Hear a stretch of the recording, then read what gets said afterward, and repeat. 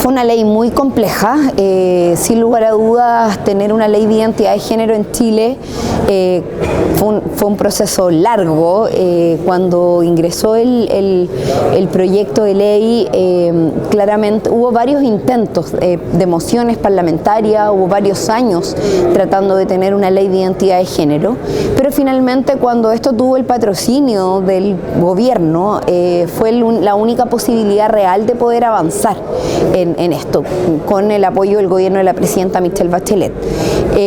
Y para nosotros, evidentemente, en esto, como diputados, como diputadas, el poder contribuir a que eso avanzara, el poder defenderlo desde el punto de vista político en el Parlamento, con el respaldo de las organizaciones sociales, con el respaldo de la calle, finalmente, viendo y conociendo la realidad de muchas personas que finalmente viven las condiciones reales de lo que significa la discriminación, de lo que significa la violencia de personas trans que viven en un cuerpo de un determinado género, pero sin embargo se identifican con otro. Entonces, para nosotros fue un tremendo cambio cultural, político, el haber tenido la posibilidad de tramitar este proyecto de ley aquí en la Cámara de Diputados y después en todo su proceso, en el estanco también que vivió en el Senado. El Senado demoró muchísimo tiempo en llevar adelante la tramitación y que finalmente el impulso que se dio cuando pasa a la comisión mixta para poder sacarlo adelante. Yo quiero recordar que uno de los principales entrampamientos que hubo en su tramitación fue el tema de los menores de edad. Eso fue uno de los principales problemas a partir de todo este movimiento que se levantó de no te metas con mis hijos, a partir del supuesto bus de no me acuerdo cómo se llamaba, de la libertad, el bus de la libertad, que de libertad no tenía nada, digamos, al contrario, imagínate que cero libertad en un bus que lo que buscaba era todo lo contrario, reprimir la identidad de los niños, reprimir la identidad de los jóvenes. Tuve la oportunidad de reunirme con madres que tuvieron que vivir la condición o la situación, la experiencia de vida de los niños trans, de las niñas trans, que para mí por lo menos fue una situación súper desconocida. Claro, no conocía la realidad o tuve la posibilidad de juntarme con organizaciones de personas trans adultas principalmente. Y eso es mucho más fácil de reconocer, de entender. Pero cuando se trata de niños o niñas trans es algo mucho más desconocido para la sociedad, incluso más difícil de identificar. O sea, yo veo a un niño o a una niña y la verdad es que es súper difícil identificar si es un niño o una niña trans. Es un niño nomás o una niña, por su desarrollo, por su cuerpo, en fin. Pero haber conocido a algunas organizaciones, OTD, por ejemplo, con quienes tuvimos mucho trabajo también en esta materia. Tuvimos la posibilidad de conocer la historia de Selena, que además fue una de las historias más emblemáticas en todo este camino. Ellos fueron súper solidarios, generosos, creo yo, de poner a disposición la historia de una pequeña, muy chiquitita, no recuerdo, Selena creo que tenía 9 años, 8 años cuando se dio a conocer esta situación públicamente, reportajes en la prensa, en los medios de comunicación, de 4 años tenía, 4 años tenía cuando se dio a conocer esta situación y muy pequeñita ya se conocía públicamente, su madre lo puso a disposición, lo encontré muy generoso. Salió este reportaje también esta película o película reportaje de niños rosados, niñas celestes, que también fue muy impactante. Nosotros hicimos una exposición, yo participé de eso con la Secretaría de Género y Diversidad de las Juventudes Comunistas, que lo hicimos en el local del Partido Comunista, que también fue una ruptura importante al interior del partido, de empezar a abrir estos debates, estas discusiones, estos temas. Todo para mí fue un cambio cultural y por supuesto que me involucré muchísimo con el debate de la ley, llevamos adelante, obviamente voté a favor, eso, ya que fue esa la pregunta, nos involucramos, lo defendimos, yo conozco, he tenido la oportunidad de compartir diálogos, conversaciones muy de cerca, además con Daniela Vega, que después de que ella dio a conocer, también, o sea, resaltó como una de las actrices más reconocidas en el mundo de Chile, además una actriz trans chilena, digamos, con este reconocimiento mundial, ¿cierto?, del Oscar, y creo que además eso le dio un significado y un impulso distinto a la ley. Con Daniela hemos conversado sobre esto, ella ha sido duramente atacada,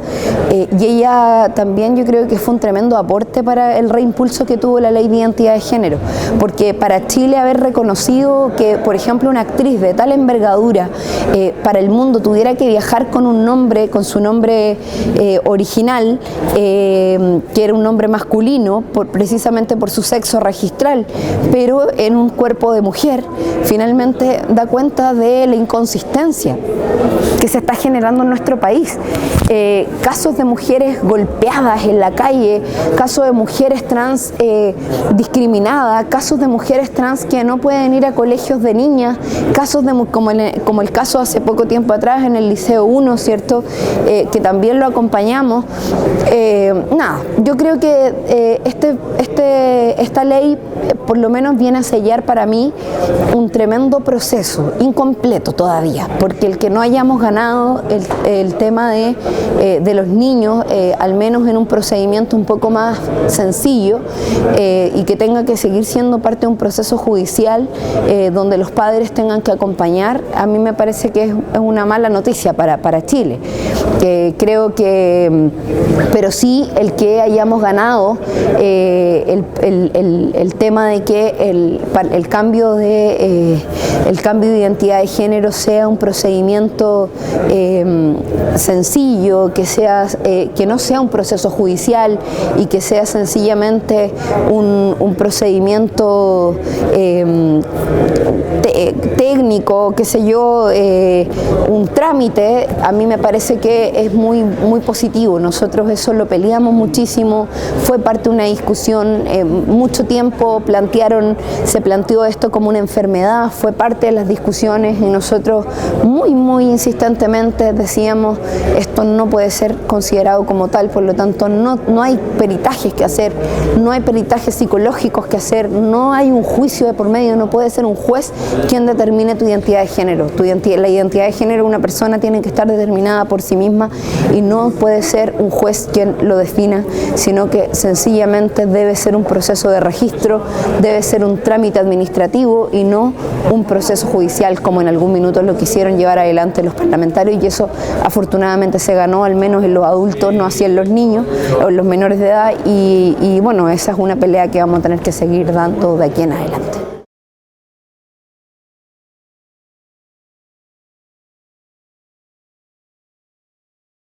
No, yo creo que el cambio cultural hay que seguirlo haciendo, ¿no? Y eso pasa por asumir que también hay niños y niñas particularmente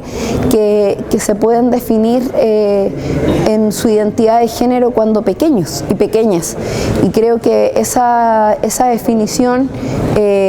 pasa porque entendamos los adultos y las adultas de que es un proceso que trasciende a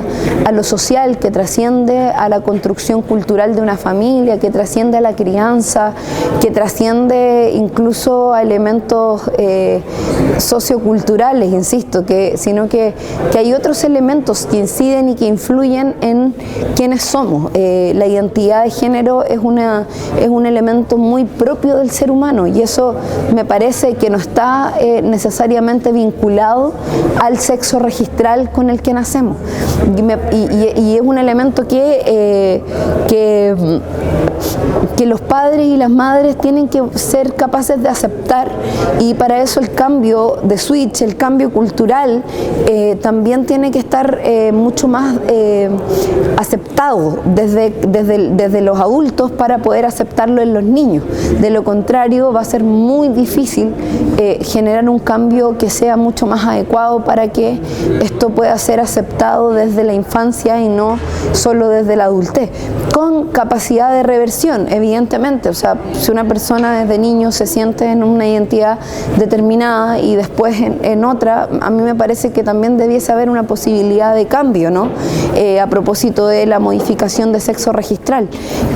pero tampoco creo que eso, o sea, yo creo que lo que se tiene que poner en el centro es la felicidad del ser humano. Lo que no puede ocurrir es que un niño o una niña o un joven o un adolescente se frustre o se limite o caiga en contradicciones que lo lleven incluso a tener una infelicidad tan grande que lo hagan atentar contra su vida. Ya lo hemos visto, como ha ocurrido en los últimos meses. Un niño en el norte de Chile atentó contra su vida, le hicieron bullying, lo frustraron, o sea, finalmente realmente queremos eso, queremos que nuestros niños y niñas se frustren, no quieran decir, no quieran reconocerse, no quieran ser libres, porque nuestra sociedad los obliga a no poder ser quienes realmente quieren ser, a ser realmente quienes son, solo porque nosotros no somos capaces de aceptarlo. O sea, yo creo que ese es el punto, y ahí a eso apunto finalmente, y eso no pasa solo por una ley, pasa por generar un cambio cultural donde las leyes solo tienen que ser eco de aquello.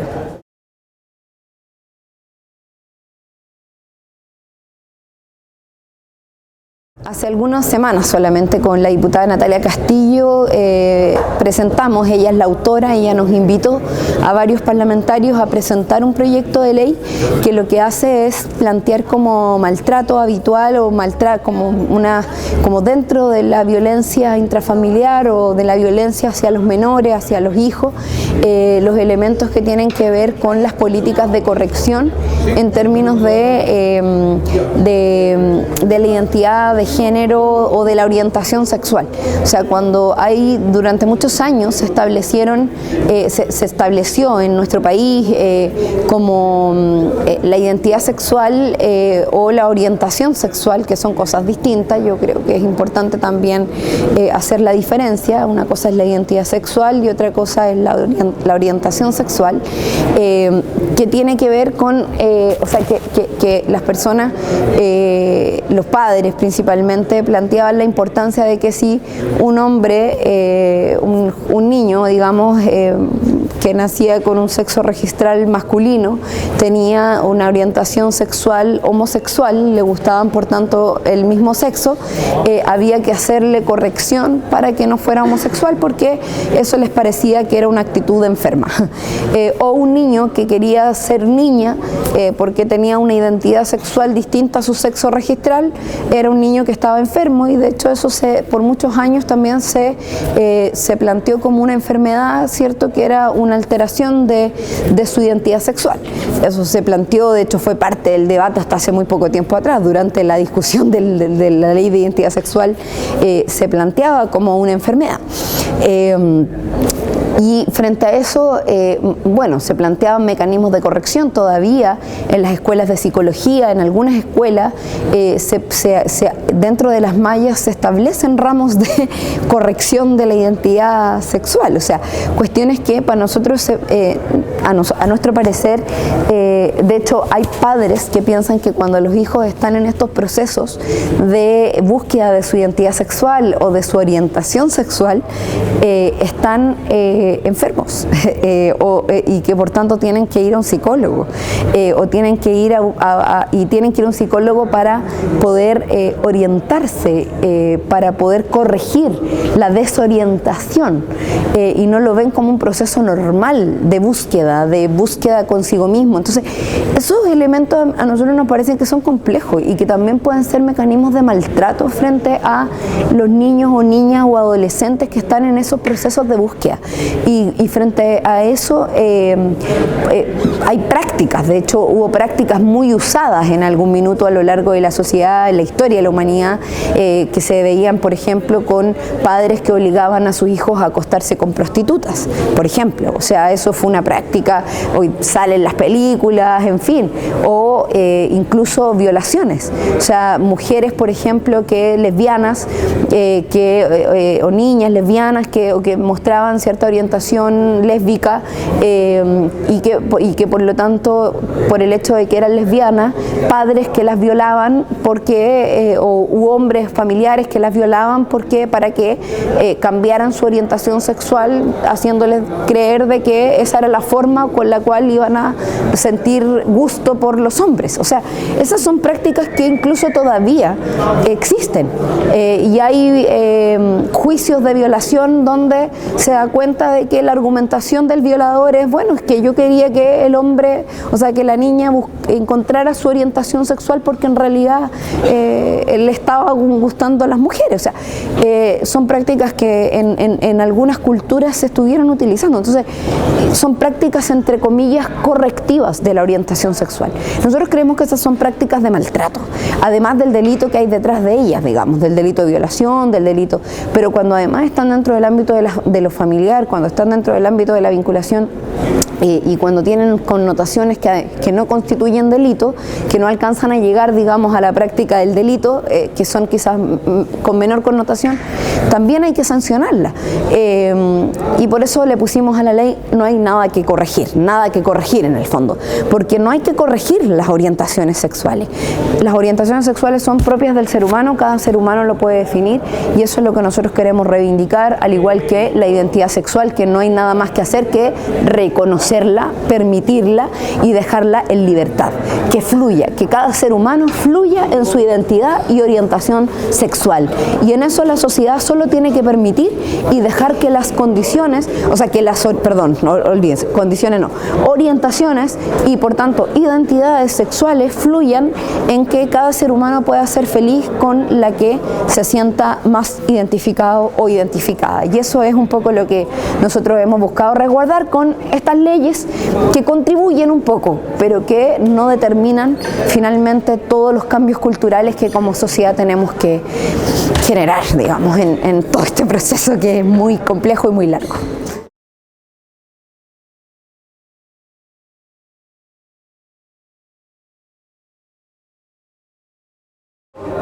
Sí, yo creo que sin lugar a dudas el abrir el debate públicamente también devela discusiones que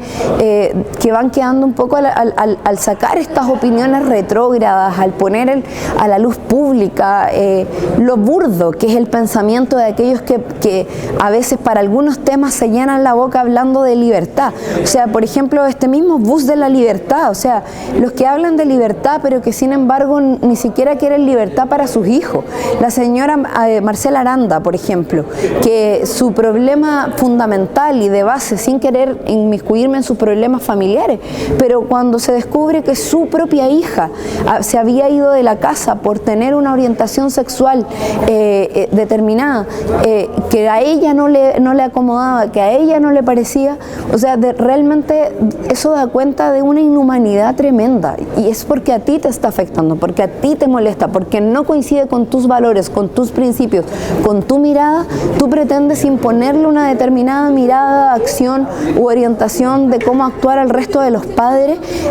planteando que esa es la libertad. O sea, cuando tu acción y tu forma de actuar es quitándole el saludo, quitándole el techo, quitándole la mirada, o sea, quitándole el respaldo a tu propia hija,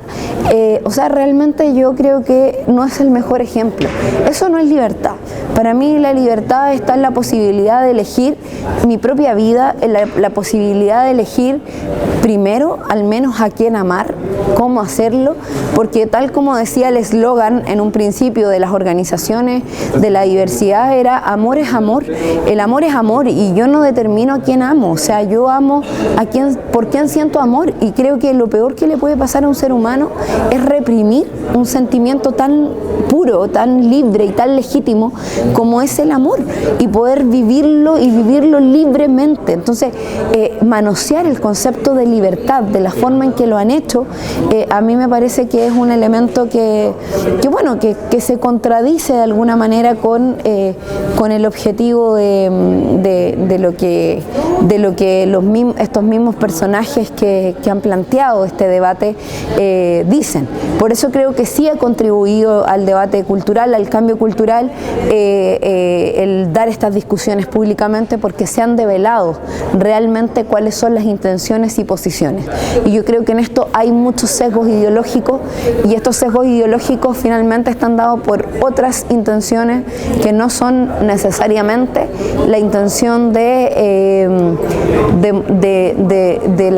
la libertad, en este caso para los que dicen defender la libertad, sino que muy por el contrario.